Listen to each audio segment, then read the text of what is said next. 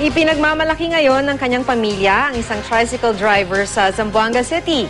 Sa kabila kasi ng kanyang edad, nagpursige pa rin siyang makatapos sa high school. Pinatunayan naman ng isang taga-Tarlac na hindi hadlang ang kahirapan para maabot niya ang kanyang mga pangarap. Makibalita tayo kay CJ Turida ng GMA Dagupan.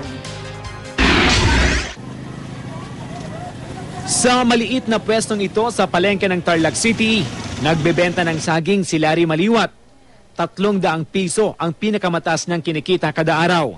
Kung tutuusin, hindi ito sapat para matustusan ang pag-aaral ng 4 niyang anak. Minsan kumukuha ng 5-6 para lang may makaraos sa pang-araw-araw. Para makaraos, tumutulong na rin ang mga anak ni Larry. Nagtitinde sila ng samalamig at iba pang prutas gaya ng langka. Kaya sa kabila ng hirap sa buhay, naitataguyod ni Larry ang pag-aaral ng mga anak. Sa katunayan, mapagtatapos na niya ng kolehiyo ang isa sa kanila. At todo ang saya ng kanilang pamilya dahil cum laude lang naman sa kursong Bachelor of Arts in Communication ang panganay ni Larry na si Leana. Ang mensahe niya sa kapwa niya kabataan, gawin po nila itong hamon. Hamon po na magsisilbing inspirasyon po nila na mas pag-igihan po nilang pag-aaral at mas makamit po nila yung tagumpay na inaasam.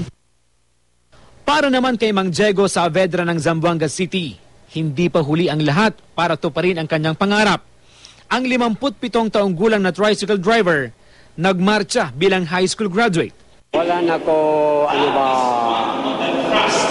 lugar. Yung lugar ko sa kanila na.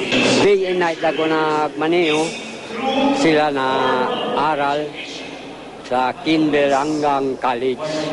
Nais daw ni Mang Diego na kumuha ng vocational course sa TESDA para maging ganap na mekaniko. Proud na proud naman ang dalawa niyang anak na parehong nakapagtapos sa kolehiyo. Bunga ng ilang taong pagsasakripisyo ni Mang Diego. We convinced him to finish his education. This is in a way of how to repay him yung mga ginawa niya para sa amin. CJ Torida, Nagbabalita, Pilipinas.